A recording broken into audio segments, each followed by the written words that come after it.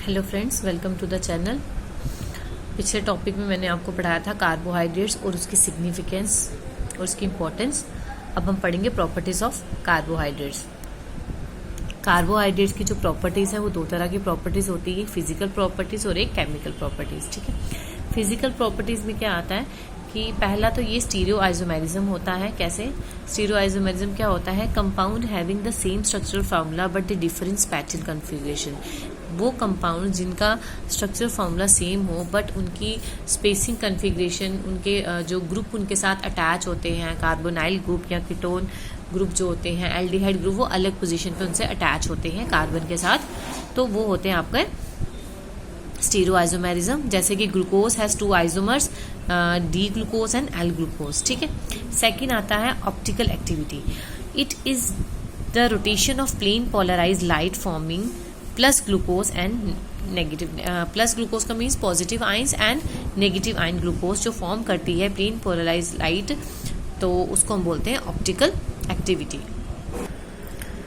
Then comes anomerism. It is the spatial configuration with respect to the first carbon atom in aldoses and the second carbon atom in ketosis. एंडोमेरिज्म क्या होता है? मैंने आपको बताया कि physical properties में पहली प्रॉपर्टी आती है स्टीरियो आइसोमेरिज्म, जिसमें क्या होता है सेम स्ट्रक्चर फॉर्मूला सेम होता है लेकिन उनकी जो स्पेक्ट्रल कन्फिग्रेशन है वो अलग होती है। तो जिनकी स्पेक्ट्रल कन्फिग्रेशन अलग हो लेकिन कैसे हो? With respect to the first carbon atom in aldoses. Aldoses में फर्स्ट कार्बन एटम होना चाहिए एंड सेकंड कार्बन एटम कहाँ पे? कीटोसिस में। उनको बोलते हैं anomerism. Then comes chemical properties. Chemical properties में पहले आती है ओसाजोन फॉर्मेशन. ओसाजोन फॉर्मेशन क्या होती है? Osazone are carbohydrate derivatives, carbohydrate से ही डिराइव हुए होते हैं। When sugars are reacted with an excess of phenyl hydrazine, for example glucosazone. जब शुगर्स को रिएक्ट किया जाता है एक्सेस ऑफ फिनाइल हाइड्राजीन से, शुगर के साथ रिएक्ट किसको किया जाता है? फिनाइल हाइड्राजाइन को। किसको? शुगर्स को। जब शुगर की रिएक्शन फिनाइल हाइड्राजाइन से होती है तब क्या होता है? ओसाजोन फॉर्मेशन होती है। जैसे कि ग्लूकोसाजोन, जब एक ग्लूकोज को जब आप फिनाइल हाइड्रोजन से वो कन्वर्ट रिएक्ट करते हैं तब एक प्रोडक्ट फॉर्म होता है ग्लूकोसाजोन। तो इसको हम कह सकते हैं this is one is osazone formation example. Then comes Benedict test. Reducing sugars when heated in the presence of an alkali gets converted to powerful reducing species known as anidiols. क्या होता है? जो रिड्यूसिंग शुगर्स होती हैं जब हम उनको heat करते हैं किसी अल्कली की प्रेजेंस में, तो क्या होता है? वो एक पावरफुल रिड्यूसिंग स्पीशीज की फॉर्म में कन्वर्ट हो जाती है, जिनको हम बोलते हैं एनिडियोल्स. क्या बोलते हैं हम उनको? This one is एनिडियोल्स.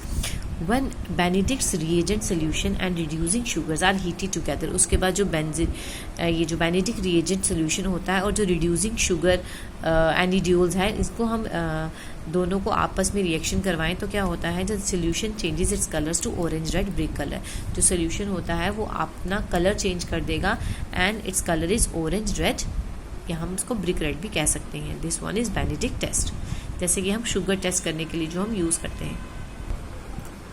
Then third property is oxidation.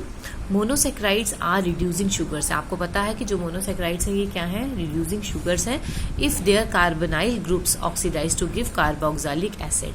अगर इनके कार्बोनाइल ग्रुप को ऑक्सीडाइज किया जाए, मीन्स ऑक्सीजन के साथ रिएक्ट किया जाए, तो ये क्या देते हैं? कार्बोक्सिलिक एसिड्स बनाते हैं. ठीक है.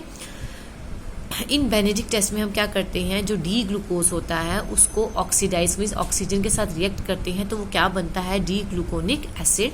दस glucose is considered as reducing sugar. So glucose क्या कंसीडर होगा? Reducing sugar. कोई भी कार्बोनाइल ग्रुप अगर ऑक्सीडाइज किया जाए तो वो क्या बनाता है? अपना कार्बोक्सिलिक ग्रुप बनाता है, कार्बोक्सिलिक एसिड बन जाता है उसका. वैसे ही अगर डी ग्लूकोज को आप ऑक्सीडाइज करोगे तो वो अपना एक ग्लूकोनिक एसिड बनाएगा, जिसको हम रिड्यूसिंग शुगर कह सकते हैं. Then third, reduction to alcohols. Acid तो बनाता है वो, देन अल्कोहल भी कैसे बनाता है देखिए. ये CO ग्रुप है. ये कौन सा ग्रुप है आपका?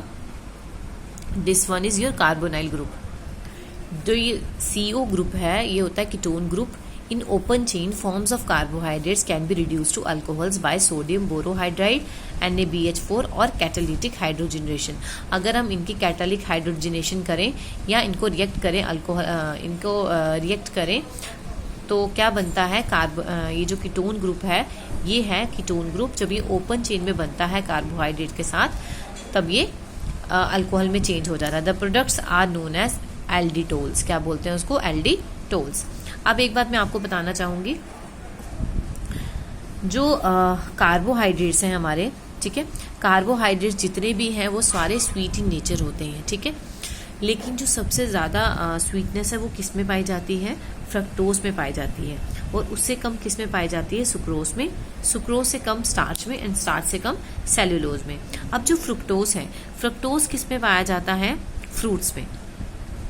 जो सक्रोज है, सक्रोज किस में पाया जाता है? शुगर में, शुगर केन में पाया जाता है। सो ये कुछ इंपॉर्टेंट पॉइंट्स है। सो आज हमने पढ़ा है physical and chemical properties of carbohydrates. Next video में लेके आऊंगी आपके लिए क्लासिफिकेशन ऑफ कार्बोहाइड्रेट्स। अगर वीडियो पसंद आया हो प्लीज़ लाइक, शेयर और सब्सक्राइब ज़रूर कीजिएगा। Thank you for watching my channel.